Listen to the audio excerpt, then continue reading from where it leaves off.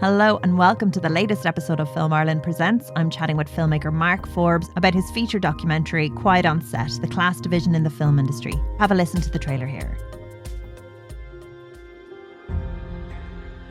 Hi, my name is Mark and I'm a filmmaker.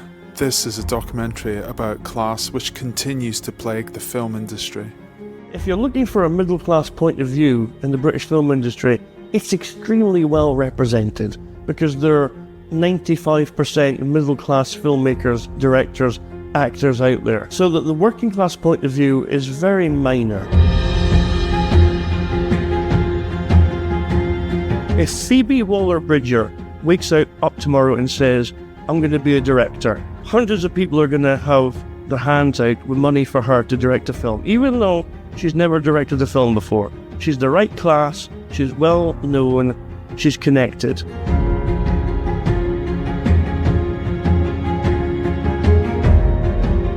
For working class people in this industry, in all parts of this industry, and we're determined to keep holding that door open. If we exclude people with that talent, we undermine ourselves, we undermine the great richness. Class needs to work its way up. If you've got people in charge who have no personal experience of the stories they are telling. I think it affects the country as a whole, and I think it's ingrained within society. Those people are pretty much the bloody same. They're not people from Doncaster or Hull. They're usually people from Oxbridge. The systems and the culture that is making it very difficult for people from these groups to get into the industry, that needs to shift.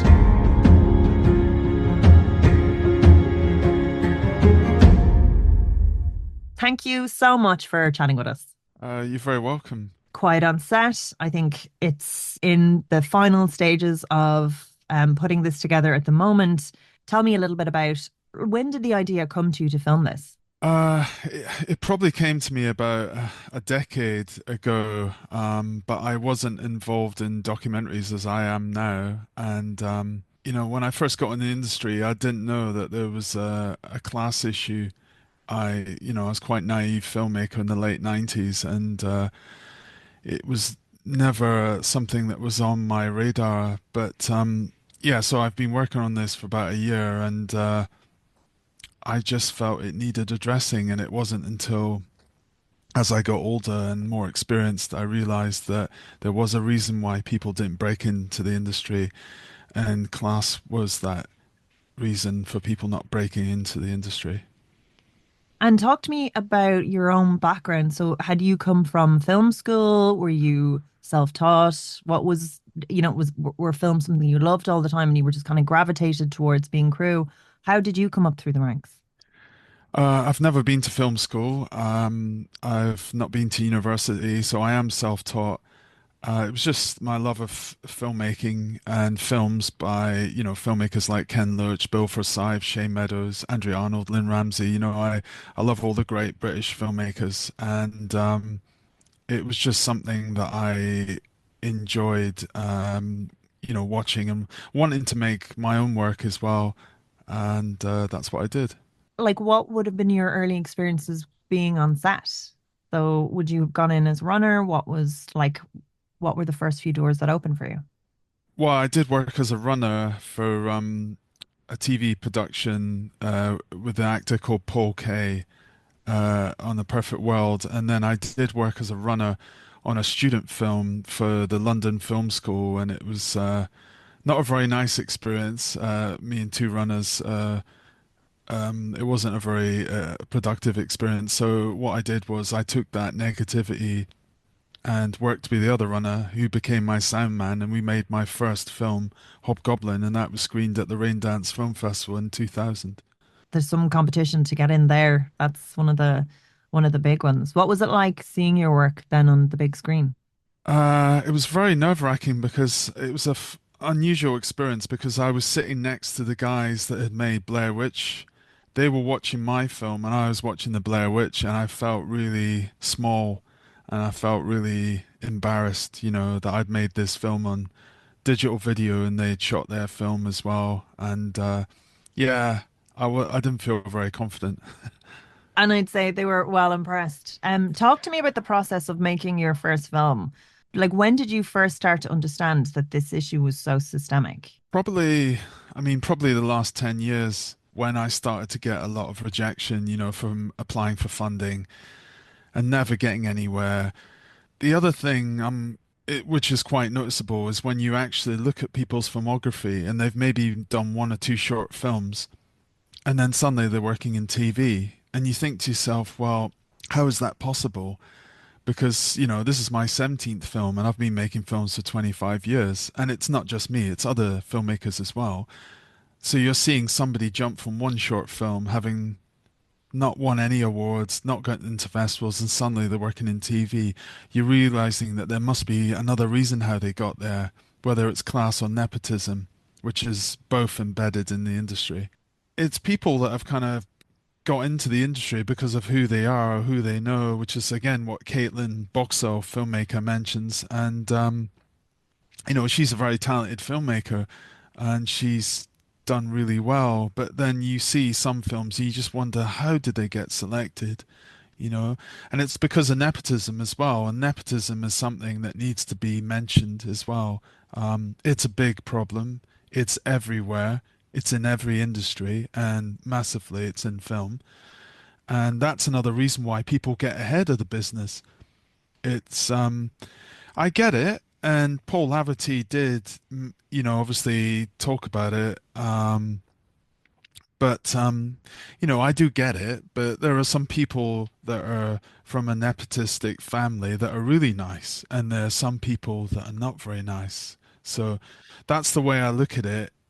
It is a step up. Again, if you're from a middle upper class and you've got nepotism, then you're already in the industry. I also think if you're from a working class area, you're much less likely to have anyone in the creative industries because again, like the people that went before you, even if you're very creative, the people that went before you like would have more practical jobs, do you know? Absolutely. I mean, one thing I want to raise now, Shane Meadows is an interesting one because Shane is from a working class background from Nottingham. But as Kolton Lee points out in the film, it was Channel 4, it was Film 4 that broke him into the industry. And he highlights the fact that that is very rare and that he's absolutely right because you can look around at all the filmmakers that have broke in and there's not many from a working class background, but Shane was broken into the industry, and it's very unusual. But I love his work, and I filmed in Nottingham, obviously. And the other thing I want to mention is the television workshop. How crucial that organization is for people to get into the industry. I want to highlight that because Alison, who's wonderful, she says the most amazing thing. This should exist for film crew. She's exactly right. There should be a version of that organization for film crew, for people, because those kids that I was filming, the over 16s, they're all lovely. And I was looking at them and I was thinking, God, one of them is going to be another Bella Ramsey. And one of them is going to be a Liv Hill, and Vicky McClure obviously came from that school as well, that organization. And it's really amazing to see that. And the Midlands is a very important part of filmmaking. Your film definitely touches on this, but there's huge systemic issues the whole way through in terms of financial support. Like I can't say to what things are like over in the UK, but here there's so much unpaid work that has to happen before you ever get your first gig across the line. Before, if you're making films yourself, there's so much unpaid work. There's so much to get to a certain skill set to get to a certain level. There's again, you have to kind of be around for a long time, have volunteered on other people's shorts for for such a long time. It's the big break. Yeah, it's something that might happen, might not happen. Definitely if you're placed in the right time. But I know so many people that might have given up before you even get to the point where you get your first break. Yeah, so many people have given up, unfortunately, and especially this year in the recession of 2024. We've unfortunately relied on the Hollywood film system to run our industry into the ground, and that's exactly what's happened. And you've got 85% people are not working in the industry right now. And part of that is because we've relied on the relationship with Hollywood and with their strikes. And then you've had literally thousands of people leave the industry that are now working on building sites, or they're working at the post office or something like that. I really want to get into your sort of lived experience. So you were saying you were submitting for funding, you films that are doing well, that are winning awards, that are getting screened at these big festivals, but yet it's not getting to a specific point, or you found that you weren't able to get over a kind of a line, and other people, the doors were being opened for them. Yeah, I mean, it is a difficult thing to try and get, your film funded. I mean, I've worked with actors for years, and then I've made 7 documentaries, and documentaries in some ways are easier to make than working with a big crew. But the thing is, when these organizations, they go down a very strict route of how you're meant to try and submit your proposal for funding. Um, and unfortunately, they have a lot of tick boxes that they want to, highlight in the industry. And with them rejecting my proposal, then they're not just rejecting me, they're rejecting me as a filmmaker because I've been doing this for such a long time. That's something that is not really mentioned. Yeah. So you were just feeling the sting of this, and when did the idea of talking to people and filming it come into play? So you were saying you were thinking about this film for 10 years, and there's some brilliant voices on it. Talk to me about, yeah, about getting it up and running, about like, getting into action and starting to film. Yeah, it was probably when I was really frustrated during the pandemic, and I was really productive during that period. And then one of my best friends said that, I need to talk about the class issue, and I haven't done that in any of my films. And that kind of laid the seed in my mind that I should go and do that. And I just wanted to explore people that are in the industry like Maxine, Peake and Vicky, McClure, and then talk to other people that are trying to break in similar to myself. And I just felt I would get a kind of combined effort, and what we can do as an industry to improve it for working class people getting into the industry. And were there many experience? So these are very people in different fields. Like you have producers, writers, showrunners. Did you notice there shared experience of everybody? There was a shared experience, but there was a lot of hostility, not hostility, rejection from a lot of people because a lot of people don't want to talk about this issue in the industry.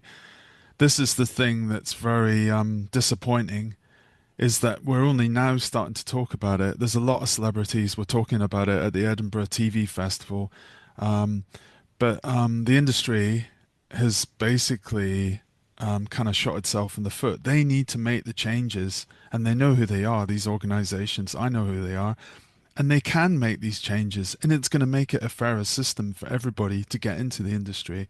What are the sort of because you've been chatting to a lot of people, but what are they sort of saying it feels like? I mean, I mean, I'm obviously a working class filmmaker from Aberdeenshire, and a lot of people have left that industry, and a lot of people are constantly rejected every day. I've put myself in my film, and the people that I've interviewed, they've got lived and shared experiences. The actors that I've spoken to, and when, like Shona, I didn't know that you could be discriminated for your accent. That is truly shocking to me. And there's a lot of snobbery in the business, and that's really unnecessary. Why that still happens to this day, that you can be discriminated for your accent, for your working class accent. And even when Andrew Turnan, the actor, mentions there's a situation where somebody wants to join Spotlight and become an actor, and how that casting person behaved while he was there. I mean, that was just shocking to me. What happened there? Well, Andrew tells me that he was going for a casting, and this working class man showed up, and he wanted to get signed up to be an actor, and he was sort of, a bit excitable. He was a bit, fired up, and the casting people were a little bit alarmed, and there was an old guy that was working there, an actor, and he was a little bit rattled, and Andrew sort of took care of the situation and calmed him down and said, you need to go down to, Spotlight and sign up to be an actor, and the minute the casting lady, realized that he could lower his sort of you know, he could understand what this guy was going through. She basically looked at him in a different light, and their relationship sort of changed throughout the day. And yeah, it just really shocked me when he told me that story, and I thought how horrible, how horrible that is. That it took something so extreme for him to be seen. Yeah, it's just um it's one of these things where you work with a lot of people in this business, and you're going to be exposed to a lot of people from different backgrounds and different classes and different countries, and that's the whole point of this, is you're meant to share lived experiences. And obviously that person didn't know how to deal with the situation, but Andrew, he's a fantastic actor and person, and yeah, I think he's a great guy. That's why I got him. I was very lucky to get him. They were brilliant. Like I think the extent of voices that you have in this are amazing. And again, it's that like representation on screen. It's the voices. I think it's also the voices missing from the decision spaces. I think that's one of the points Vicky makes very well, is how she's creating her own production company to tell those stories. But how, like, as someone who's kind of grown up in that sphere, and again, as especially in the UK, things are actually getting markedly worse.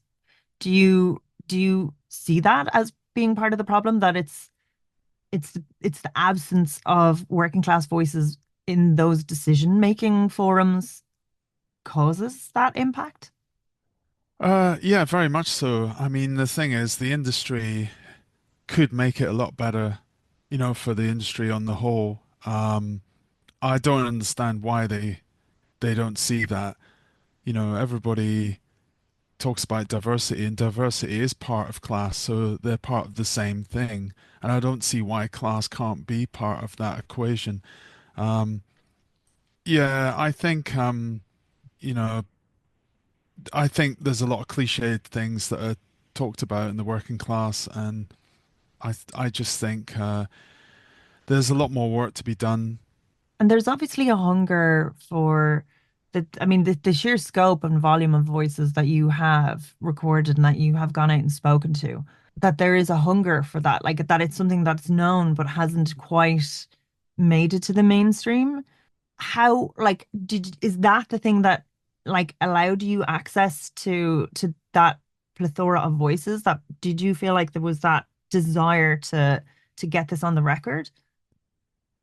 Yeah, I mean, it wasn't easy, and it still isn't easy. A lot of doors were slammed in my face. There was much more people that were meant to be involved, including one of my filmmaking heroes, Ken Loach,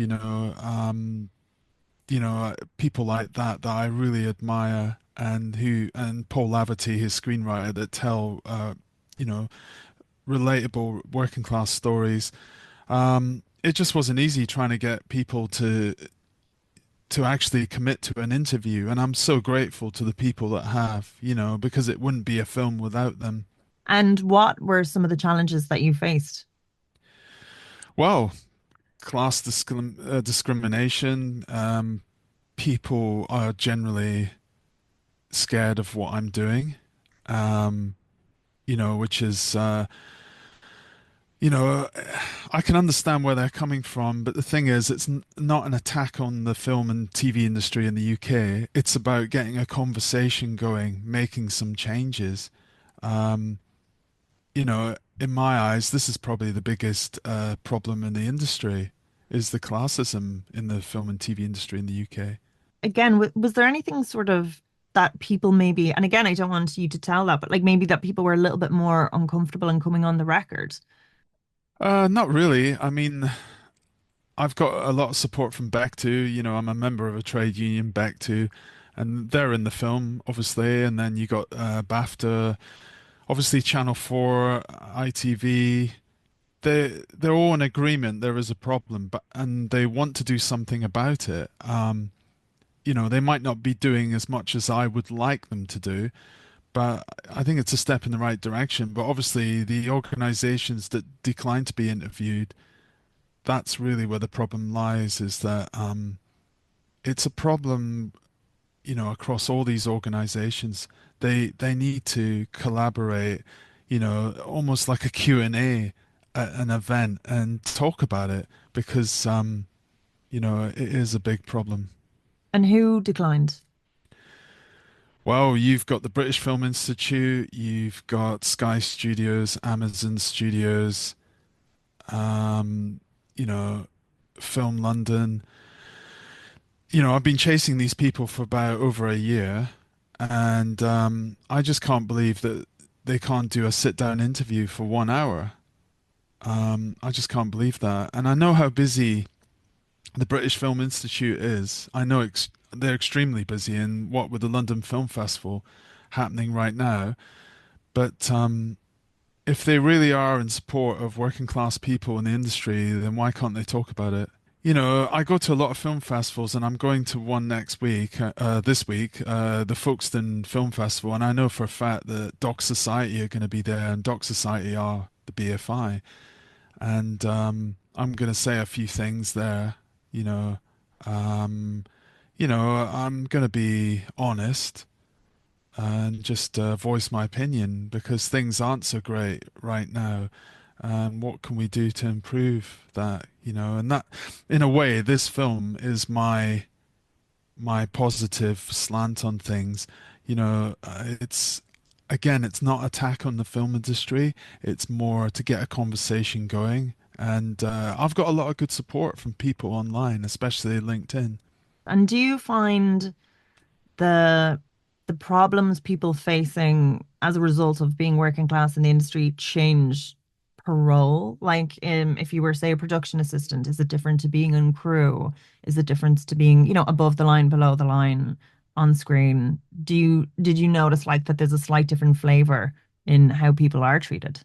Yeah, there is. I mean, there was a lady that contacted me and she said it was good what I was doing, and she works for one of the top American film companies here in the UK, and she was bullied, she said.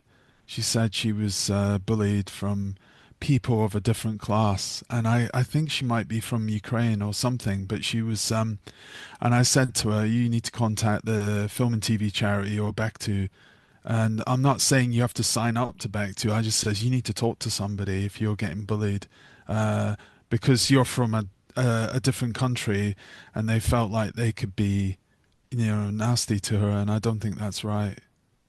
And do you feel like there's something to do with being on set or this industry that makes it more like harder to police? The fact that everyone's freelance, the fact that it's so high pressure, generally under-resourced.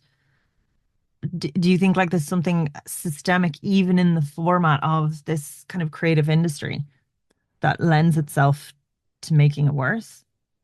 Yeah, I mean, it's funny. We were just talking about this on Saturday at the Back2 gathering. So we had this Back2 gathering where we were talking about things like this at there. And yeah, being freelance does open you up to, big problems, but this is why, we all have to talk about these things and go to events and make sure that things are going to get better, and trade unions like Back to are going to get involved and start to support people. And talk to me about the process of like where Bectu would intervene and what that process looks like. So if just say if I'm on set, I have an issue, how do I raise it? Am I if I go to them, am I, dubbed a rat? Do you know, like what are the kind of policies? How does it work? If you're a member of a branch, you can go to your branch committee member and they will speak to people at the Bectu office in London, and they will raise that with them, and then they will directly get involved with you and just maybe talk to you on the phone or maybe via email, whatever way that you prefer. And it's not just things like mental health problems, it's actually things to do with pay, because you'd be really surprised that, you know, pay discrepancies are still big in the industry, as you know. And do you think again it's something that class is one issue, but also in terms of other areas of inequality, kind of is it more heightened? It varies. I mean, I haven't worked on big productions. You know, I've worked on, you know, much of my own productions, but I have spoken to other filmmakers. Yeah, and sometimes they felt that they haven't been able to raise things because of you know, their class. You know, and maybe they've had a few brick walls or a few doors closed in their face, and they've just had to just take a break or even leave the industry, which is upsetting. And what do you feel are the reasons people tend to leave? Financial reasons, you know, much like myself, you know, it's been a difficult year for me, and you know, there's not a day it goes by that I think about stopping doing what I'm doing, because it's extremely frustrating and time consuming, and when you feel like you don't get anywhere, you just feel like giving up, and I know a lot of people have, so. What are the positive attributes? I mean, obviously there's been such a great reception to, even you raising this issue in this way. What have been sort of some of the positive feedback that you've gotten so far on your journey?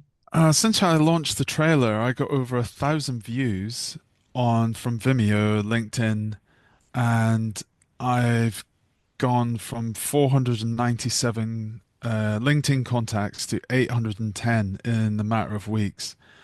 And I've had lots of, I suppose, love and support online, people saying this is great what I'm doing. And it's been good for my mental health anyway, you know, to have this going in the background, you know, alongside my work instability. And in terms of producers, so they'd a lot, I suppose they'd be doing a lot of the hiring decisions. They'd be behind sort of rallying for projects to be made and deciding what talent to kind of push on their slate. Do you see this as being something that should be highlighted with them, by them? Do you think they're doing a good job? Do you think it's something systemic that should be placed into the funding mechanisms? Like, what would your instinct be there? Again, producers are like agents. They're 99% shutting the door in your face. Uh, you know, I've been making films for 25 years, and I've been meeting many producers, and you always get there in the hope, you hope that they look at your work, look at your show reel, and say something positive, and 99% of the time they don't, because they don't have time. And that's probably the worst thing, is that nobody can give you time. You know, there's a quote from an agent that I keep with me, and I met this certain agent that was at Raindance Film Festival, and they said, "Oh, I don't have the bandwidth to look at your email, you know, to look at your work." And I just remember that. I take that with me, um, because I have an enthusiasm for looking at other people's work, their showreel, and I get excited about that. So, but yeah, that's the state of play. Yeah, but I suppose again that they're plugging into something more systemic, and is it that the systems that exist there don't afford them the resources to go out and take a chance on people maybe that they don't know? Yeah, that is possible. I mean, but the thing is, I've seen people that get their first feature done, and they've only made one or two short films. and it's because they're trying to work with a new director, and I still think it's a class issue, and I think it's your background as well, because every job application that I apply for, they ask me what school do I go for? What school did I go at? Was it a state school? Was it a private school? Um, and that is absolutely true. And they want to know who was the highest earner in my family. These are in online job applications. So How is that even legal?